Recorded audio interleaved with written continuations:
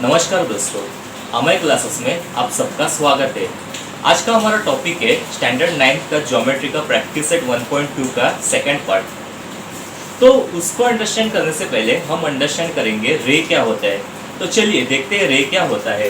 Okay, यहाँ पे मैंने रे के बारे में इंफॉर्मेशन दे के रखी है, तो मैं एक एक करके आपको एक्सप्लेन करता हूँ। यहाँ मैंने रे ए बी ड्रॉ करके रखा है। ओके, तो पहले रे क्या होता है। The ray has one end point. The ray has one end point. We call it initial point or starting point. We call it initial point or starting point. It is a part of line. It is a part of line. It goes infinitely in one direction. It goes infinitely in one direction. We cannot measure the length of ray. We cannot measure the length of ray. यानी इसका मतलब अभी क्या होता है, The ray has one and point. रे का एक एंड पॉइंट होता है, जैसे यहाँ ए उसका एंड पॉइंट है। We call it initial point और स्टार्टिंग पॉइंट। हम इसे इनिशियल पॉइंट बोलते हैं या स्टार्टिंग पॉइंट बोलते हैं, यानी यहाँ से रे की शुरुआत होती है। ओके, पॉइंट ए से रे की शुरुआत होती है। It is a part of line. रे एक लाइन का ही पार्ट है। रे एक लाइन का ही पार्ट है। It goes infinitely in one direction. वो इन्फाइनाइटली एक ही डायरेक्शन में जाता है। इन्फाइनाइटली यानी उसका कोई लिमिट नहीं होता। मतलब अभी जैसा ये रे ए बी है, वो आगे भी जा सकता है, इस एरो के आगे भी जा सकता है, यानी वो एक ही डायरेक्शन में जाता है, आगे भी जा सकते हैं, उसका कोई एंड पॉइंट नहीं होता। ओके, वो एक ही डायरेक्शन में आगे जा सकता है। We cannot measure the length of ray. हम रे का लेंथ नहीं मेजर कर सकते। जैसे हम लाइन का लेंथ नहीं मेजर कर सकते, वैसे ही रे का भी लेंथ हम मेजर नहीं कर सकते, क्योंकि रे को भी कोई एंड पॉइंट नहीं होता, यानी स्टार्टिंग पॉइंट होता है पर उसका कोई एंड पॉइंट नहीं होता। जैसे इधर स्टार्टिंग पॉइंट ए है, ए से बी तक है, पर वो बी से भी आगे जा सकते हैं। ओके, इसलिए हम रे का लेंथ नहीं मेजर कर सकते। फिर से एक बार आपको बता दो, रे का सिर्फ एक ही एंड पॉइंट होता है। इधर ए जो है वो उसका एंड पॉइंट है, उसे हम स्टार्टिंग पॉइंट या इनिशियल पॉइंट बोलते हैं। उसे हम स्टार्टिंग यानी ए को स्टार्टिंग पॉइंट या इनिशियल पॉइंट बोलते हैं, क्योंकि इधर से ही स्टार्ट हो रहा है। वो एक लाइन का ही पार्ट है। रे एक लाइन का ही पार्ट है। वो एक ही डायरेक्शन में जाते रहते हैं, उसका कोई लिमिट नहीं रहता, मतलब वो एंड नहीं होता कभी। ओके, जैसे हम लाइन का लेंथ नहीं मेजर कर सकते, वैसे ही हम रे का भी लेंथ नहीं मेजर कर सकते। ओके, होप आपको समझ में आया रहेगा। तो हम बढ़ते हैं हमारे प्रैक्टिस सेट के सेकंड पार्ट के ऊपर। ओके ओके, प्रैक्टिस सेट 1.2 का पार्ट 2 हम स्टार्ट कर रहे हैं। तो यहाँ पे हमें देख के रखा है क्वेश्चन नंबर 5 में, write the answers to the following questions with reference to the figure given below. Write the answers to the following questions with reference to the figure given below. हमें ये क्वेश्चंस के answers लिखने हैं इस figure को देख के। Okay, इस फिगर के रेफरेंस से हमें इन क्वेश्चंस के आंसर्स लिखने हैं। ओके, तो पहला क्वेश्चन है हमारा, right the name of the opposite ray of रे RP. Right the name of the opposite ray of रे आरपी। अभी जैसे कि आपको पता है कि जो रे होता है, रे का कोई एंड पॉइंट नहीं होता, रे एक लाइन का ही पार्ट है। तो हमें यहाँ पे पूछा है, write the name of the opposite ray of रे आरपी। अभी ये रे आरपी है, तो ये रे आरपी, इसे भी हम बोल सकते हैं। आर से जो स्टार्टिंग पॉइंट है वो आगे भी एक्सटेंड हो रहा है। ओके, तो इसका ऑपोजिट रे क्या हो सकता है। अभी जैसे ये रे आरपी है, तो रे आरपी यानी रे आरक्यू भी हो सकते हैं, उसे हम रे आरक्यू भी बोल सकते हैं, क्योंकि रे का कोई एंड पॉइंट नहीं होता। तो उसका जो ऑपोजिट रे है वो क्या हो जाएगा, जो इस साइड वाला रे है वो उसका ऑपोजिट रे हो सकता है, यानी रे आर एस भी रे आरपी का ऑपोजिट रे हो सकता है, या रे आरटी भी रे आरपी का ऑपोजिट रे हो सकता है, क्योंकि रे का कोई एंड पॉइंट नहीं होता, वो इन्फिनिटली एक ही डायरेक्शन में जाता है। ओके, वो इन्फिनिटली एक ही डायरेक्शन में जाता है, उसका कोई एंड पॉइंट नहीं होता, सिर्फ उसका स्टार्टिंग पॉइंट होता है। अभी यहाँ पे इसका स्टार्टिंग पॉइंट आर से हो रहा है, क्योंकि आर से ही शुरुआत है। रे आरपी का ऑपोजिट क्या है, रे आरपी। फिर से एक बार बताता हूँ, रे आरपी ऐसा एक्सटेंड भी हो सकता है, आगे भी जा सकता है, यानी रे आरपी को हम रे आरक्यू भी बोल सकते हो। तो उनका जो ऑपोजिट रे हो जाएगा वो हो जाएगा रे आर एस और रे आर टी, क्योंकि रे का कोई एंड पॉइंट नहीं होता। ओके, तो हम इधर लिखेंगे द opposite रे ऑफ रे आरपी इज रे, नीचे लिखता हूँ क्योंकि जगह नहीं है, are S and ray R T. Okay, the opposite rays of ray RP are रे R S and ray R T. फिर से एक बार बता दो, रे आर एस और रे आर टी क्यों ऑपोजिट रेज है? क्योंकि मैंने आपको रे क्या है वो एक्सप्लेन किया था कि रे का एक स्टार्टिंग पॉइंट या हम उसे इनिशियल पॉइंट भी बोलते हैं. ओके, तो स्टार्टिंग पॉइंट आर से हो रहा है और उसका कोई एंड पॉइंट नहीं होता, वो इन्फिनिटली एक ही डायरेक्शन में आगे भी जा सकते हैं. जैसे इधर आर पी आर क्यू भी हो सकते हैं, उसके आगे भी जा सकते हैं. वैसे ही इधर से रे क्या हो सकता है, आर एस भी हो सकता है या रे आर टी भी हो सकता है, उससे भी आगे जा सकते हैं. इसलिए ऑपोजिट रे ऑफ रे आर पी इज रे R S and ray R T. Okay, hope आपको समझ में आया रहेगा. हम सेकेंड क्वेश्चन करते हैं.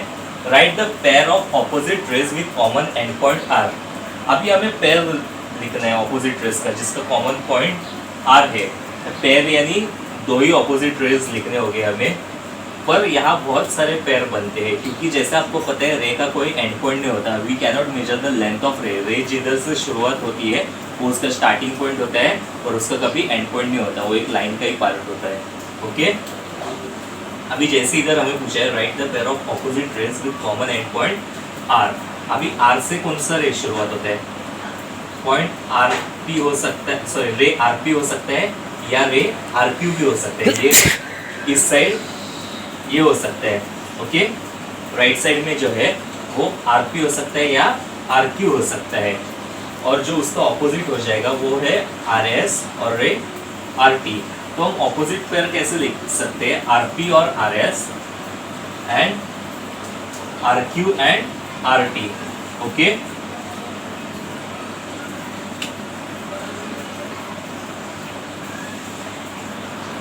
the pair of opposite rays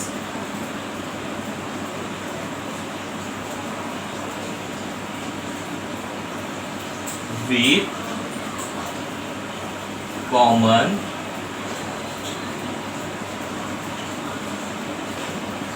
endpoint R is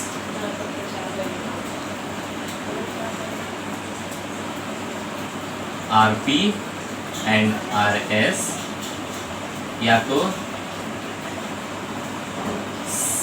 दूसरा हो सकता है R Q and R T. Okay, फिर से एक बार मैं आपको बताता हूँ कि रे जो होता है उसका स्टार्टिंग पॉइंट ही होता है, उसका कभी एंड पॉइंट नहीं होता. ओके, तो यहाँ पे हमें क्या देखे रखा है? Write the pair of opposite rays with common end point R. तो आर से जो रे की शुरुआत होती है उसके ऑपोजिट रेज लिखने. तो यहाँ जो आर से शुरुआत होती है, यहाँ से जो आर से शुरुआत होती है रेज की, वो हो सकते हैं आर पी और आर क्यू या उसके आगे भी जा सकते हैं. और यहाँ से जो शुरुआत होती है वो होती है आर एस या आर टी या उसके आगे भी जा सकते हैं अगर देखे रखे होते तो. ओके, तो ऑपोजिट रेज क्या हो जाएगा? Ray R P and ray R S, ray R Q and ray R T. Okay, ये हो गए pair of opposite rays with common point R. फिर क्या हो गए pair of opposite rays with common end point R? Ray R P and ray R S, ray R Q and ray R T. Okay, hope आपको समझ में आया होगा. हम बढ़ते हैं हमारे थर्ड क्वेश्चन की तरफ. Write any two rays with common end point S. Write any two rays with common end point S.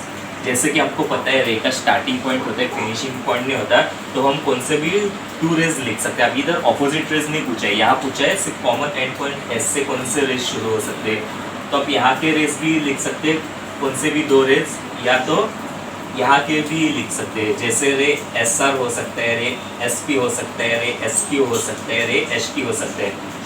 अभी मैं आपको चारों रेज लिख के देता हूँ, पर आप उनमें से अगर दो पूछा रहेगा तो आपको दो ही लिखना है.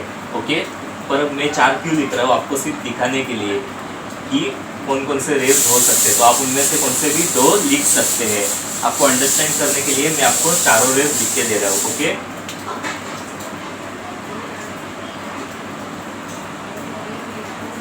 रे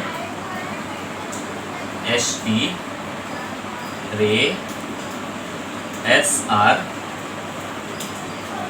रे SP, रे SQ। ओके, ये हो गए rays with common end point S are the rays with common and point S। Okay, यहाँ आप कौन से भी दो लिख सकते हैं, पर अभी बुक में आप 4 लिख लीजिए तो आपको समझ में आएगा। पर एग्जाम में अगर पूछा तो, अगर 2 रेज ही पूछा तो आपको 2 ही रेज लिखना है, अगर 4 रेज पूछा तो आप सब लिख सकते हैं, या ऑल रेज पूछा तो। ओके, हो आपको समझ में आया होगा। तो हम बढ़ते हमारे अगले क्वेश्चन की तरफ। ओके, अब हम हमारा 4th क्वेश्चन करते हैं। Write the intersection set of रे PQ एंड रे RP। Right the intersection set of रे PQ एंड रे RP। अब इंटरसेक्शन यानी क्या होता है, पहले हम वो अंडरस्टैंड करेंगे। इंटरसेक्शन यानी कॉमन, इंटरसेक्शन यानी कॉमन जो दोनों में आता है। ओके, अभी हमें यहाँ क्वेश्चन पूछा है, write the intersection set of रे PQ एंड रे RP। अभी रे PQ और रे RP में कॉमन रे कौन सा है, रे PQ और रे RP में कॉमन क्या है, वो हमें पहले देखना पड़ेगा। ओके, जैसे कि आपको पता है रे RP यानी वो, अभी जैसे आपको पता है कि रे का स्टार्टिंग पॉइंट होता है पर फिनिशिंग पॉइंट भी होता है, तो रे RP क्या हो सकता है, हम रे RP को रे RQ भी बोल सकते हैं, या तो उसके आगे रहता तो उसके आगे भी बोल सकते हैं, क्योंकि रे का कोई एंड पॉइंट नहीं होता, रे का सिर्फ स्टार्टिंग पॉइंट होता है। तो R से स्टार्ट हो गया तो रे RP को हम रे RQ भी बोल सकते हैं, और रे PQ यहाँ से स्टार्ट होता है। तो अभी रे RP और रे RQ में कॉमन क्या है, रे RP यानी तो आपको पता है रे RP को हम रे RQ भी बोल सकते हैं, क्योंकि रे RP यहाँ है और वो आगे भी एक्सटेंड होता है। ओके, और PQ सिर्फ यहाँ से एक्सटेंड होता है, तो दोनों में कॉमन है PQ, दोनों में कॉमन है PQ। ओके, क्योंकि जैसे आपको पता है, फिर से एक बार बताता हूँ कि रे RP यानी सिर्फ उसका स्टार्टिंग पॉइंट R है, पर वो उसका कोई फिनिशिंग पॉइंट नहीं होगा, तो रे R से स्टार्ट होगा तो रे RQ भी हो सकता है, रे RP भी हो, हम उसे बोल सकते हैं, तो रे RQ भी बोल सकते हैं, और P से स्टार्ट होगा तो PQ या उसके आगे जो है वो बोल सकते हैं। तो रे RP और रे PQ में कॉमन आता है PQ, क्योंकि दोनों में वो कॉमन है। ओके, तो द इंटरसेक्शन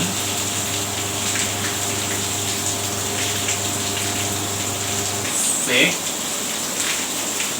ऑफ रे PQ and ray RP is ray PQ। okay, intersection set of ray PQ and ray RP is ray PQ, क्योंकि रे RP एक्सटेंड हो सकता है, R मतलब RP जो है वो आगे भी एक्सटेंड हो सकते हैं, और PQ यहाँ से एक्सटेंड हो सकते हैं, पर इसलिए रे RP और रे PQ का इंटरसेक्शन मतलब कॉमन जो है उन दोनों में PQ आता है। जैसे PQ में RP नहीं आ सकता, क्योंकि PQ यहाँ से स्टार्ट होते हैं और RP यहाँ से स्टार्ट होते हैं, वो आगे भी एक्सटेंड हो सकते हैं। ओके, इसलिए दोनों में कॉमन है PQ, रे RP और रे PQ में कॉमन है रे PQ। ओके, चलिए हम तो आपको समझ में आया होगा, तो हम अभी अपना 7 क्वेश्चन स्टार्ट करते हैं। अभी मैंने डायरेक्टली 7 क्वेश्चन क्यों किया है, क्योंकि मैं एक एक एग्जांपल से सॉल्व कर रहा हूँ। जैसे पहले हमने ऑपोजिट रेस किया था, अब हम इंटरसेक्शन रेस कर रहे हैं। ओके, इंटरसेक्शन यानी common. Okay, right the intersection of रे एसपी एंड रे एसटी। अभी हमें इंटरसेक्शन लिखना है, रे एसपी और रे एसटी में कॉमन क्या है, रे एसपी और रे एसटी में कॉमन क्या है। अभी दोनों का जो कॉमन पॉइंट है वो है एस, ओके, क्योंकि एसटी इधर से जा रहा है और एसटी इधर से जा रहा है। अगर टीएस पूछा रहता था तो हम बोल सकते थे कि इनमें से कौन सा तो एक रे कॉमन है, पर यहाँ हमें एसटी पूछा है, तो उन दोनों में जो कॉमन है वो है point S, okay. So the intersection of रे एसपी एंड रे एसटी इज पॉइंट एस, क्योंकि यहाँ कौन सा भी रे कॉमन नहीं है, तो कॉमन क्या है, पॉइंट रे, क्योंकि स्टार्टिंग यहाँ एसपी और यहाँ एसटी, ओके, तो उनमें कॉमन है पॉइंट एस, ओके, क्योंकि स्टार्टिंग एस से ही हो रहा है दोनों भी रे, तो उनमें कॉमन है पॉइंट एस, ओके। तो आपको समझ में आया होगा। तो अब हम बढ़ते हैं हमारे अगले क्वेश्चन की तरफ। ओके, हम प्रैक्टिस सेट 1.2 का थर्ड क्वेश्चन कर रहे हैं। Write the union set of रे PQ एंड रे QR। Right the union set of रे PQ एंड रे QR। ओके, यूनियन यानी क्या होता है, जो दोनों में आता है। जैसे मैंने अभी यहाँ पे आपको एग्जांपल देके रखा है, दो सर्कल में, एक सर्कल का नाम है ए और दूसरा का नाम है बी। अभी ए में क्या क्या आता है 1 2 3 और बी में क्या आता है 5 6 7 8, ओके। और दोनों में जो बीच में है वो कॉमन, वो है 4। तो अभी ए यूनियन बी क्या हो जाएगा, ए यूनियन बी और मतलब ए और बी में दोनों में क्या क्या आता है, तो दोनों में आता है 1 2 3 4 5 6 7 8, यानी ये सब आ जाएंगे उनमें, ए यूनियन बी में ये सब आ जाएंगे, ओके। होप आपको यूनियन क्या है वो समझ में आएगा। जो जिसमें सब कुछ आता है उसे बोला जाता है यूनियन। जैसे ए में 1 2 3 है, बी में 5 6 7 8 है, तो दोनों के बीच में 4 है, तो ए यूनियन बी में सब आता है, ये जितने भी नंबर है वो सब है 1 2 3 4 5 6 7 8, इसे बोला जाता है यूनियन, ओके। तो right the union set of रे PQ एंड रे QR। अभी मैंने यहाँ पे लिख के रखा है, okay, right the union set of रे PQ एंड QR। अभी PQ और QR में जो यूनियन सेट है, मतलब दोनों में क्या आता है, दोनों में आ जाएगा line PQ and line QR, line PQ and line QR, okay, line PQ and line QR। ये रे PQ और रे QR का यूनियन सेट है, ओके। वो आपको समझ में आया होगा। अब हम बढ़ते हैं हमारे फोर्थ क्वेश्चन की तरफ, यानी क्वेश्चन नंबर 5 का लास्ट क्वेश्चन, यानी fourth question. State the rays of which seg QR is a subset. अभी सेक QR किस रेज का सबसेट है, यानी सेक QR कौन से रेज में आता है। तो सेक QR सेक रे RQ में आता है, सेक QR रे SQ में आता है, और सेक QR रे TQ में आता है। तो यहाँ पे मैं रख के रखा है, seg QR is a subset of ray RQ SQ and TQ। Seg QR is a subset of ray RQ ray SQ ray TQ, okay. Hope आपको क्वेश्चन नंबर 5 पूरा समझ में आया होगा। तो हम बढ़ते हैं हमारे क्वेश्चन नंबर 6 की तरफ। चलिए हम अभी हमारा क्वेश्चन नंबर 6 सॉल्व करते हैं। Answer the questions with the help of the figure given below. हमें इस फिगर के रेफरेंस से इस क्वेश्चंस के आंसर्स करने हैं। State the points which are equidistant from point B, यानी पॉइंट बी से कौन से पॉइंट्स इक्वल डिस्टेंस पे है, ओके। तो पॉइंट सी और पॉइंट ए पॉइंट बी से इक्वल डिस्टेंस पे है। पॉइंट बी को कोई पॉइंट नहीं है तो वो नहीं आ सकता। पॉइंट डी और पॉइंट पी आ सकते हैं कि वो पॉइंट बी से इक्विडिस्टेंट है, okay. So the points which are equidistant from point B are point C and point A and point D and point P, यानी वो दोनों इक्वल डिस्टेंस पे, पॉइंट बी से इक्वल डिस्टेंस पे है। Equal distance यानी जो इक्वल डिस्टेंस पे पॉइंट से, तो पॉइंट बी से कौन से पॉइंट्स इक्वल डिस्टेंस पे, पॉइंट सी और पॉइंट ए इक्वल डिस्टेंस पे, पॉइंट डी और पॉइंट पी ये इक्वल डिस्टेंस पे है पॉइंट बी से। Okay,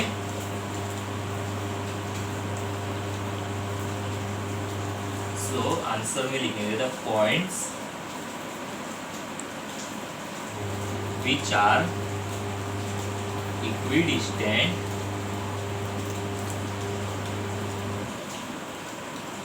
from point B are point C and A। point B से point C और A equidistant है, यानी equal distance पे।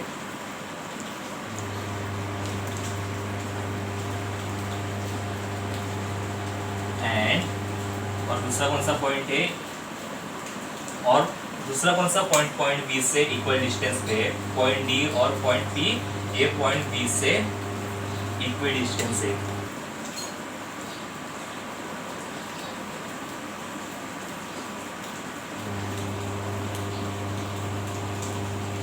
ओके, ये point C and point A और point B and point B ये दोनों पॉइंट बी से इक्वल डिस्टेंस पे है, यानी इक्विडिस्टेंट।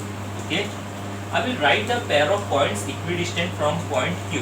अभी पॉइंट क्यू से कौन से पॉइंट इक्वल डिस्टेंस पे है,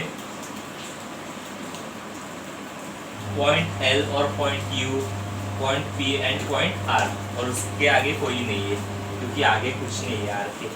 ओके, तो हम लिखेंगे a pair of points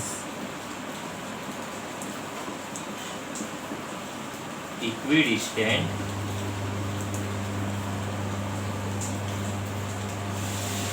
from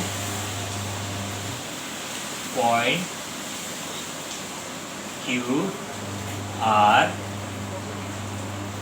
कौन से पॉइंट इक्वल डिस्टेंस पे, पॉइंट Q से L and U and P and R। R point L and point U, और सेकेंड है and point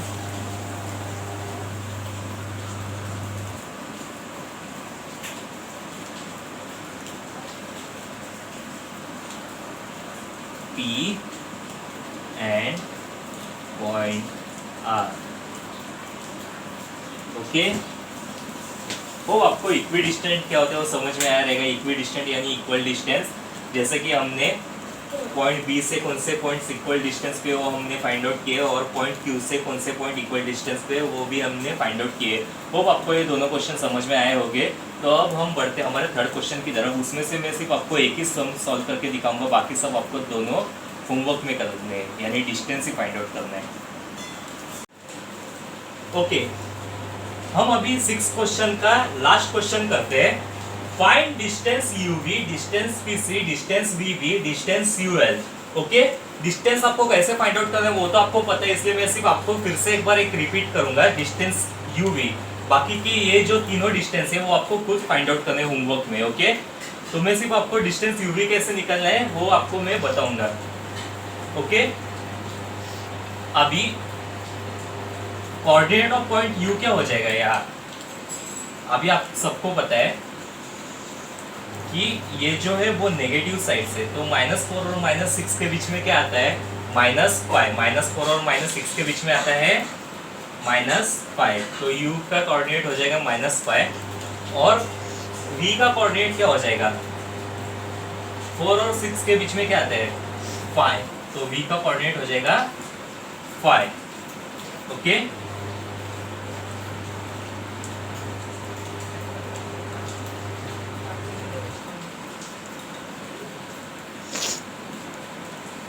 solution distance uv।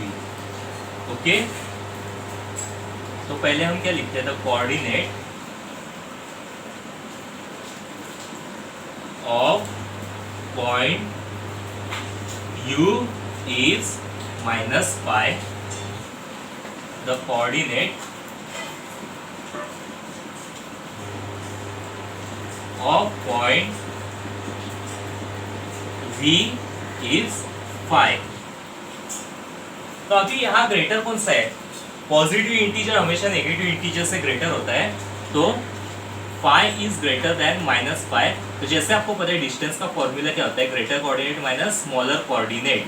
तो distance UV is equal to, यहाँ हमें लिखना ही है compulsory, greater coordinate minus smaller coordinate, okay, which is equal to